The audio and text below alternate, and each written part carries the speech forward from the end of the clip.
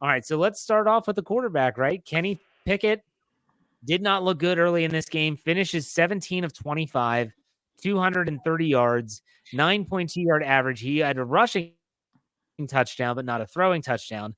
No interceptions again. Was sacked 2 times, 97.1 passer rating. Let's start with you, Dave. What do you think about the quarterback, Kenny Pickett? Go ahead. Well, I wish we would get more from Kenny Pickett throughout the whole game. How many yards did you say he had? Let me go back to that tab. 200? He had 230. That's not counting yardage off from sacks.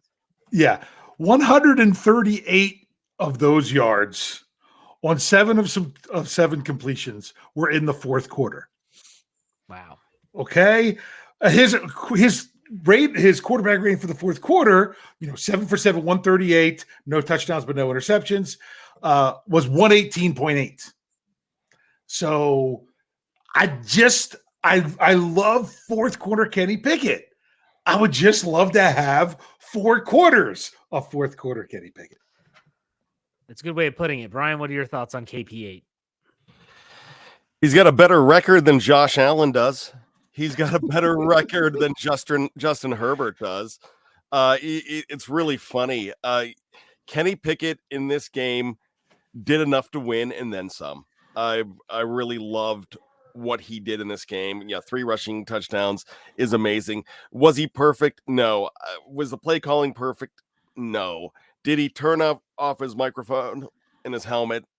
I don't think he has the power to do that. Yeah, I don't think he does.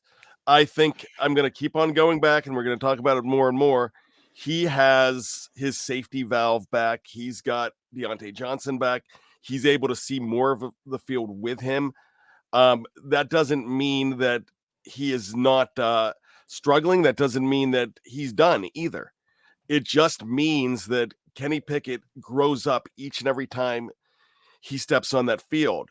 And Terry Bradshaw, who is very critical of Steeler quarterbacks, Steeler coaching, Steeler everything, called Kenny Pickett after the game the perfect Pittsburgh quarterback.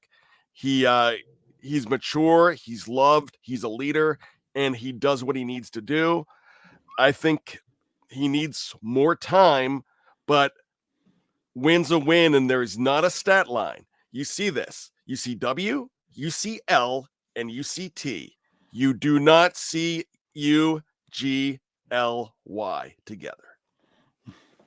So the Kenny Pickett narratives is really quickly starting to turn. It was all Matt Canada and it was all his fault. Well, now people are starting to say, well, now this looks like it's Kenny Pickett's not the guy. Well, you can see it in the first half. The offensive protection schemes were just way off. I mean, there were free rushers coming at Kenny Pickett early and often. You couldn't block them all when you saw the way they were coming. And that made it look really, really ugly. And then here's the biggest thing that changed. Now, Dave, you probably have the second half numbers in front of you.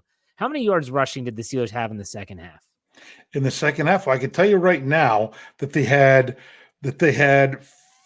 52 in the fourth quarter.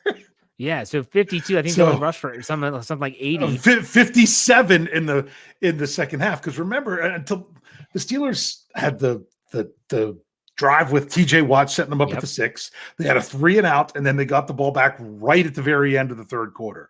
They did not. I mean, I think here, if I look at just the third quarter, they only ran the ball 3 times in the third quarter and threw it 5. They had 8 plays. Right, only 8 plays. So here's what it was. The fourth quarter is really that was what it was. Kenny Pickett needs what Ben Roethlisberger had early in his career, and that's called a running game. Yeah. When the Steelers run the ball, everything else is copacetic. He is not a quarterback. He's not Patrick Mahomes. He's not some of these guys that can go out and just sling the rock and we're going to win it that way. I'm just going to go out there and throw it to victory. He isn't that guy, at least not yet in his career. When they start to run the ball effectively is when Kenny Pickett starts to settle in. Why? The defense can't pin their ears back and send all these blitzes and rushers. When they start getting some yards per clip, you saw Najee Harris starting to turn it on. Jaylen Warren did his thing.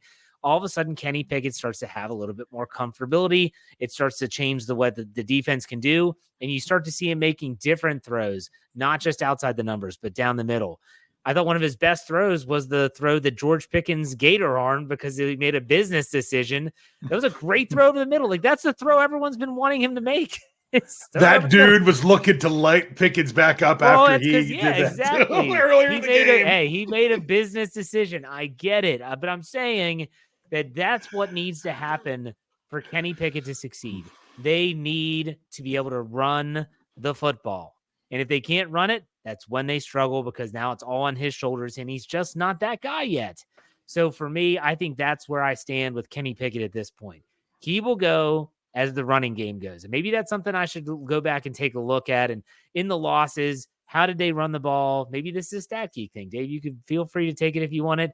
But I guarantee you will see a correlation between the running game and when the Steelers run the ball well, Kenny Pickett actually starts to turn it on. So any other thoughts on Kenny Pickett? We'll talk about the run game a little bit later. So, okay. Brian, any other thoughts on Kenny Pickett or Dave, either one? No, I'm ready to roll. When you're 4-2, KP8 is great.